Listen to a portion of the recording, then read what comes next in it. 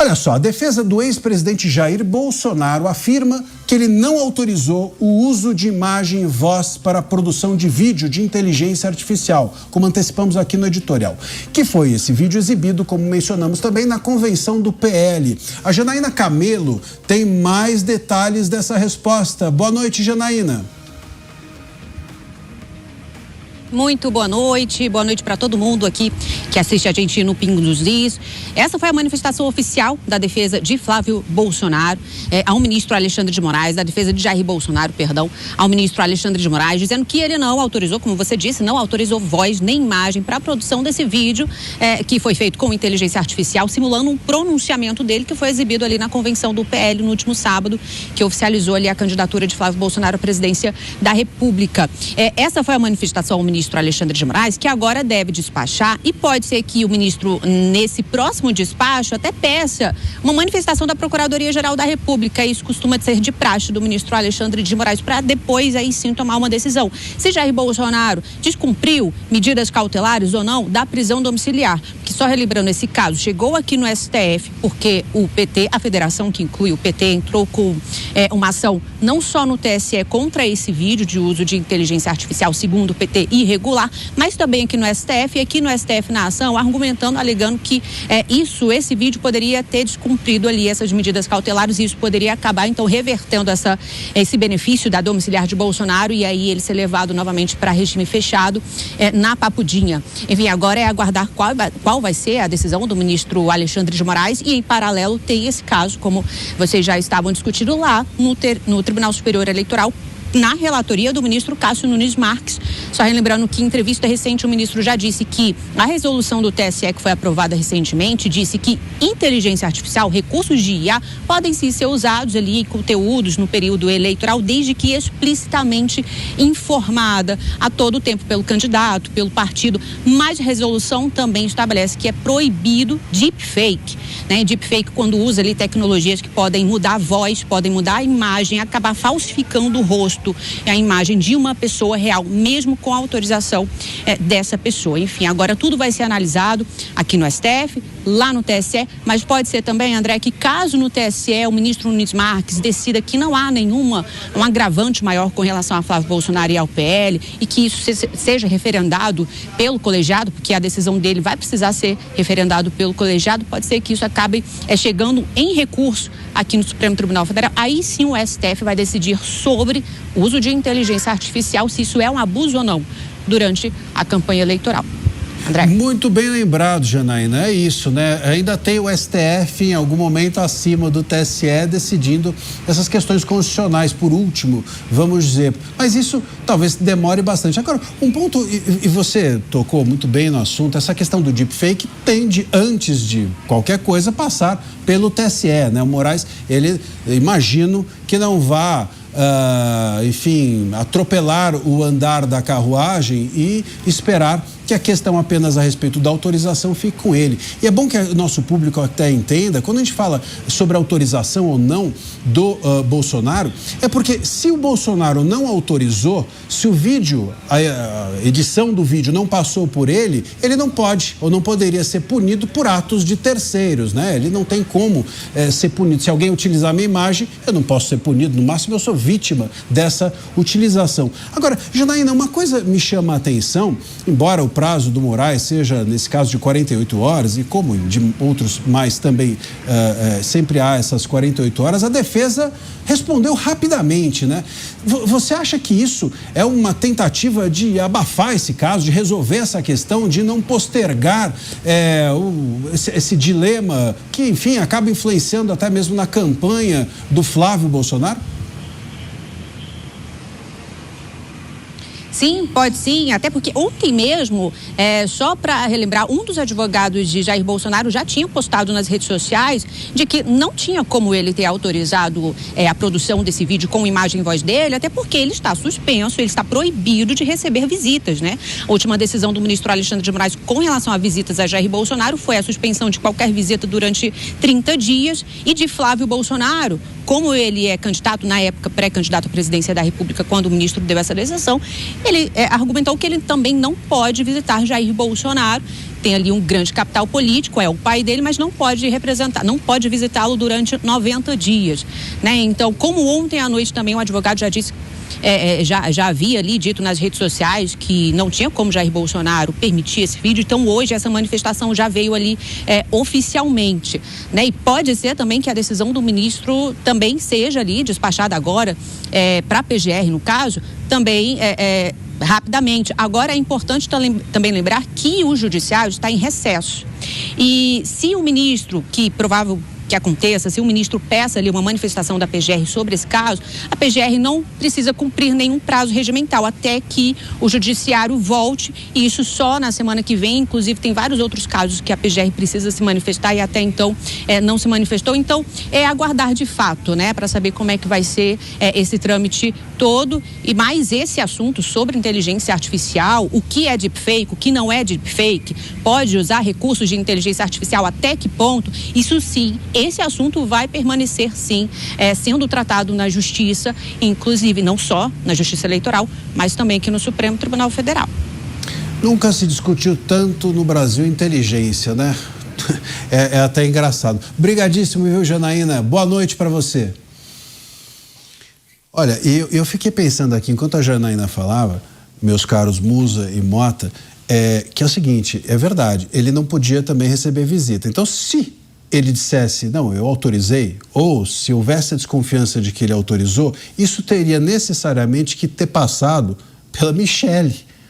Estou aqui pensando alto. Por quê? O Flávio não pode visitá-lo, ele não recebe visita de ninguém. Quem que autorizaria?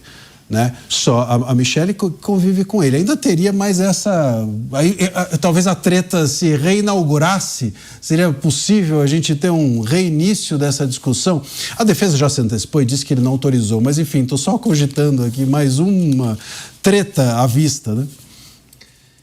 Para mim é tão absurdo a gente ter que discutir esse tema. Vai lá, Mota. Não, é exatamente isso que eu ia dizer. A gente está discutindo a cor do tênis. Exato. Do absurdo. Absurdo isso. A gente não pode ir adiante nesse assunto sem chamar atenção para o que está acontecendo aqui. Inevitável. Não tem sentido a gente ficar discutindo. Não, porque agora nós vamos aguardar a próxima decisão para decidir, porque a corte vai resolver se deepfake pode. Tá tudo errado. A gente está falando de um político que está preso em um processo que foi aberto de ofício. Não pode. A gente está falando de uma pessoa que foi julgada na Suprema Corte Brasileira, embora não tivesse foro privilegiado. Não pode. A gente está falando de uma pessoa que foi julgada por um juiz que, segundo a acusação, seria alvo do crime julgado. Não pode. Acabou. Tudo que está acontecendo aí é absurdo. A gente não pode ficar discutindo os detalhes, as firulas. Tá? E você falou uma coisa muito interessante, Marcília. Uma das coisas que eu percebi quando eu acordei politicamente, porque todos nós passamos por esse processo, né? A gente toca a nossa vida, acha que a gente tem que trabalhar, pagar as contas, criar família, e aí você olha umas coisas estranhas acontecendo no país, aí você vai se informar. E chega um dia que você acorda politicamente. Eu tive esse dia. E uma das coisas que eu descobri foi isso que você acabou de mencionar e que a maioria das pessoas ainda não percebeu. Quem tem a última palavra no sistema de justiça do Brasil, que é a Suprema Corte Brasileira, também tem a última palavra em tudo que diz respeito às eleições. É o mesmo grupo de pessoas. E aí eu comecei a pensar... As mesmas pessoas, às vezes nem o grupo, né? As mesmas pessoas. Não, pode mudar, né? Aí a gente vê esses rituais. Agora mudou o presidente, agora assumiu. E sempre aquelas cerimônias, né, de posse. Pomposa.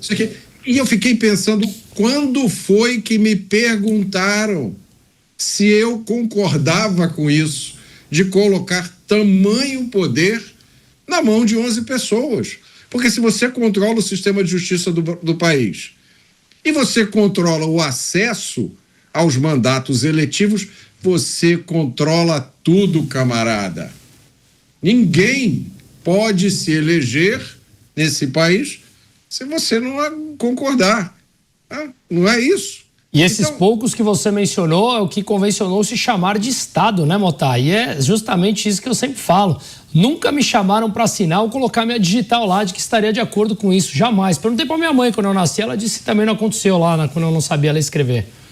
Agora você para uma pessoa na rua e explica isso para ela. Porque a sensação que o cidadão comum tem, eu acho que até cometi um erro, não é nem que são 11 pessoas que mandam no Brasil, o número é menor, né? O número está aí entre 6 e 8, porque são os mesmos nomes que aparecem tomando as decisões em absolutamente todas as áreas desse país. Manda prender, manda soltar, manda aplicar um reajuste, manda cassar o mandato, manda devolver o mandato, diz que pode falar, que não pode. Sobe impostos. Agora resolve qual é o uso de inteligência artificial. E aí eu fiquei ouvindo a Janaína falar, né? Eu fiquei pensando assim, cara, para isso, para. E vamos voltar para o início disso, porque é nossa obrigação dizer aqui, né? Isso tudo que está acontecendo é um completo absurdo. Agora, a gente fala de deepfake, né? Até para o público entender, eu estava vendo aqui, deepfake é uma junção de deep learning, né, com fake. Ou seja, eles sintetizam, né, nas palavras as imagens e sons em inteligência artificial. Ou seja, deepfake é inteligência artificial, tá? Quando a gente fala deepfake, é inteligência artificial. É disso que a gente está falando, só para as pessoas, às vezes escutam inteligência artificial, IA, deepfake, é tudo a mesma coisa. E a Justiça Eleitoral, a gente volta a dizer, embora isso tenha sido dito pelo ministro Moraes, veja, uma coisa é o ministro Moraes dizer, outra coisa está escrito na lei, eu preciso dizer o que está escrito na lei. Não está vedado o uso, está vedado o uso para prejudicar alguém de modo a enganar o eleitor, é isso que está vedado.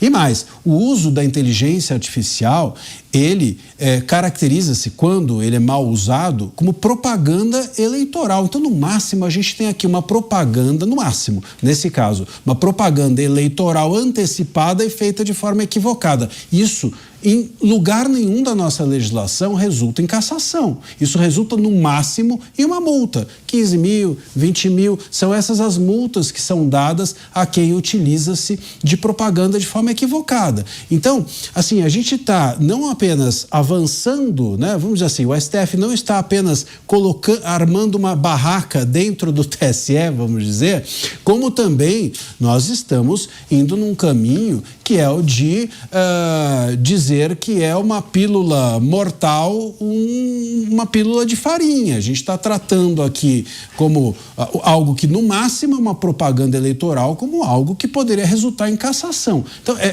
é muito grave tudo isso. E aí, Mota, você estava falando, a gente não pode se perder nessas discussões, enfim, ficar discutindo os detalhes de algo que, na sua raiz, é problemático. Verdade, mas também é tanto juridiquês, é tanta coisa técnica que a gente precisa voltar e contar para os ouvintes e para os espectadores que a grama é verde, né? Que o céu é azul, que, enfim, que o certo é o certo e o errado é errado, porque isso se perdeu por completo. Mas é justamente isso. Vamos imaginar que a gente esteja analisando a situação de um determinado país na Ásia, dominado por uma ditadura selvagem. Essa ditadura faz as leis que ela quiser. Não, o ditador de lá, ele cria a lei ali no dia, ele diz, olha, a lei do dia é essa aqui. Aí a mídia e os juristas se unem para debater, para dizer, olha, realmente essa lei aqui é bem aplicada, ela tem... Cara, esse país é uma ditadura. O ditador criou essa lei hoje, amanhã ele cria outra. Então é nesse sentido que eu quero dizer. A gente precisa sempre avisar as pessoas sobre os absurdos que estão nos fundamentos dessa decisão.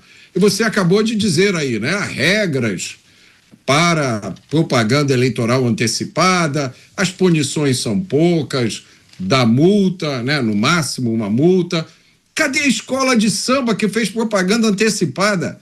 Até agora a justiça não conseguiu notificar. Então é nossa obrigação também dizer que nesse país as regras e as leis, inclusive as que regem campanha eleitoral, valem para uns e não valem para outros. A gente não pode fingir que não sabe disso. A gente não pode comentar as notícias como se nesse país a gente tivesse a expectativa de que a lei tratasse todos de forma igual, especialmente no momento que o país vive hoje. Agora, ô Mota, Musa, eu estou pensando aqui, tudo bem, a gente está falando, né? E eu acho que é importante que a gente diga o certo é o certo, o errado é errado, a lei é a lei, o que não é a lei não é a lei, enfim, tudo isso a gente precisa botar no lugar, a gente precisa contar para o espectador, mas todos nós aqui, hein, Mota, Musa, sabemos que o Musa chegou a usar o termo exceção, nós vivemos numa exceção, né? Em muitos aspectos, uma exceção legal, por abusos, excessos e tal. E aí o ponto é o seguinte, vocês consideram, essa é uma questão que eu confesso que eu não tenho uma resposta, por isso que eu vou jogar aqui para a gente debater. Vocês acham que, diante desse contexto, foi um erro estratégico da campanha do PL usar esse vídeo? Será que eles não pressupuseram que isso aconteceria? Ou será que eles estão também testando? Eu fico pensando assim, será que eles estão testando até onde vai, até onde pode? Marcília, o que será de uma presidência da República na qual o candidato eleito, durante a sua campanha, não pode nem fazer isso? Se isso é a campanha, como é que vai ser a presidência? Essa não é uma coisa boa para a gente refletir? E também eu queria lembrar a vocês que quando outros países enfrentaram situações semelhantes, qual foi uma das táticas usadas pelos políticos de oposição? O que se chama de desobediência civil, resistência civil pacífica. É você se recusar a obedecer leis absurdas e arbitrárias. Eu acho que um dos melhores exemplos foi o que aconteceu na Índia durante o período colonial, né? Capitaneada pelo Gandhi, que era o famoso líder da resistência. Eu me lembro que teve uma época que tinha uma lei britânica que dizia que não podia haver produção de sal na Índia. Aí o Gandhi juntou lá um bando de seguidores dele, e ele, cada um levando um punhado de sal, e foram caminhando. Então, eu pergunto a você, essas pessoas que estão na arena política, não são os nossos líderes? Não são aquelas pessoas que vão lutar as lutas que valem a pena? Como é Mota, que você... eu quero que você siga nesse raciocínio, mas deixa eu botar uma pimenta. O seguinte, pimenta não, só elucidar. Então, na sua leitura, existe, é deliberado, ou foi deliberado o uso, quer dizer, eles sabiam que isso poderia acontecer, mas eles estão vendo, mais ou menos como você está dizendo, né? Quer dizer, olha, se eu não posso fazer nada, é bom que me digam logo, antes de eu ser eleito, né? Não adianta depois que eu for eleito eu não poder fazer nada. Quer dizer, você acha que é deliberado esse teste, esse cabo de guerra? Eu não acho que é deliberado, tanto não acho que está todo mundo explicando, né? Dando explicação. É aquela mesma história da intimação, da investigação envolvendo o senador Flávio Bolsonaro por ter dado uma declaração que foi interpretada como calúnia. Eu falei aqui o que eu achava que ele deveria ter dito. Ele deveria ter respondido: eu sou senador da República. Essa é a minha explicação. Eu tenho imunidade, acabou. Então, se você é candidato à presidência da República, e aí alguém do Estado brasileiro lhe impõe uma proibição que é totalmente fora do razoável, e não encontra amparo nem na lei, nem na Constituição. E aí você aceita. Amanhã vão lhe impor uma outra proibição, uma outra restrição, também sem amparo na lei e na Constituição. Você aceita. E aí um dia, né, você é eleito, o presidente assume.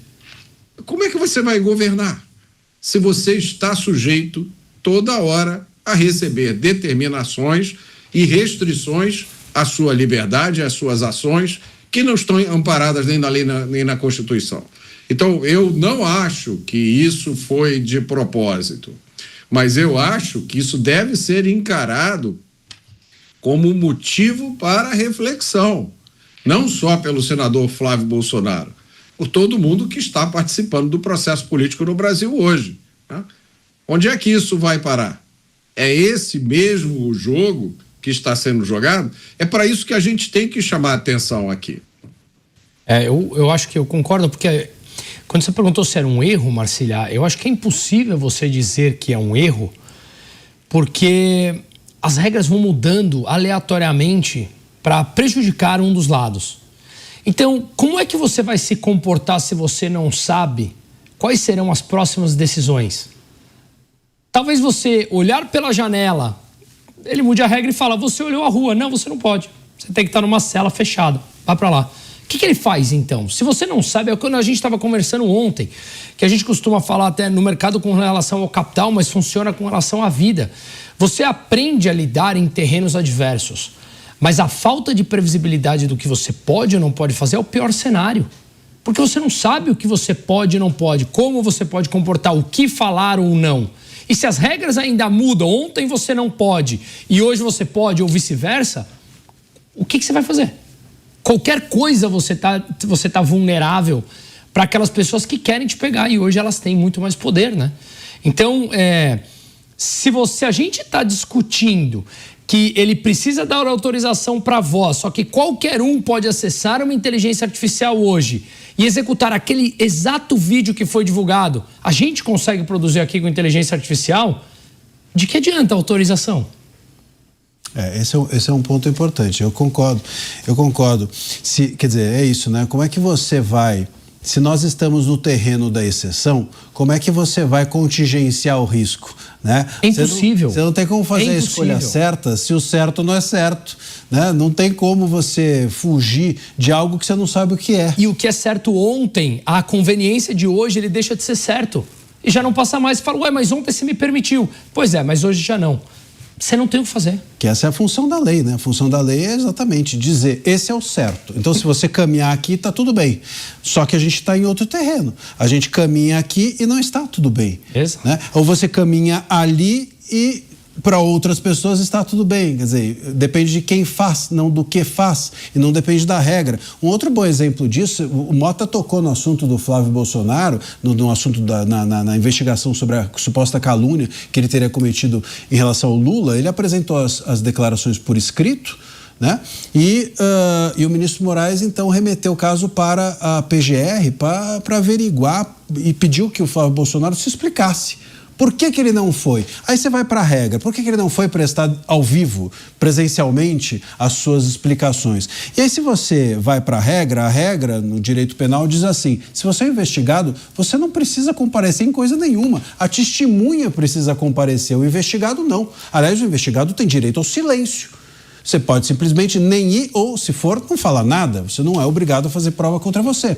Portanto, há uma diferença, que é a testemunha é obrigada a ir presencialmente, etc., e falar o que conhece dos fatos. O investigado não. Tanto que você investiga muitas vezes alguém sem que a pessoa saiba. Quantas pessoas estão sendo investigadas, inclusive no país, enfim, não tem nem conhecimento disso, faz parte, é do jogo. Aqui, o investigado não comparece, apresenta por escrito as suas informações e aí vem o ministro e diz, não, agora você tem que explicar por que você não foi presencialmente.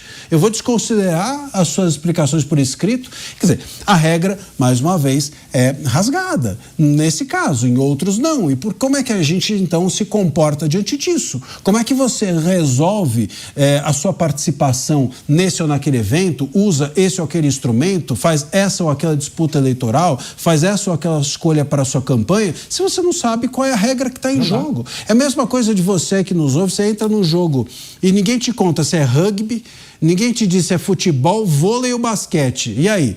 Aí você pega e fala, não, eu chutei com o pé. Aí fala, não, mas não pode chutar com o pé porque era basquete. Aí fala, tá bom, então eu vou pegar com a mão, agora é futebol. Não, mas então eu vou cortar. Não, mas agora não é agora é handball.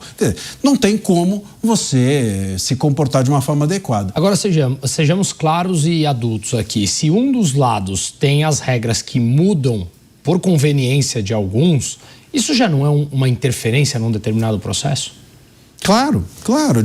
Aliás, essa é a melhor definição de perseguição. Quando a gente fala lá fora, por exemplo, que algumas pessoas foram entendidas, e ontem a gente estava tratando disso aqui no programa, que algumas pessoas foram compreendidas pela Justiça da Itália, pela Justiça da Espanha, pela Justiça norte-americana, como perseguidos políticos aqui pela Justiça brasileira, pelo Judiciário brasileiro, o conceito de perseguido é exatamente esse.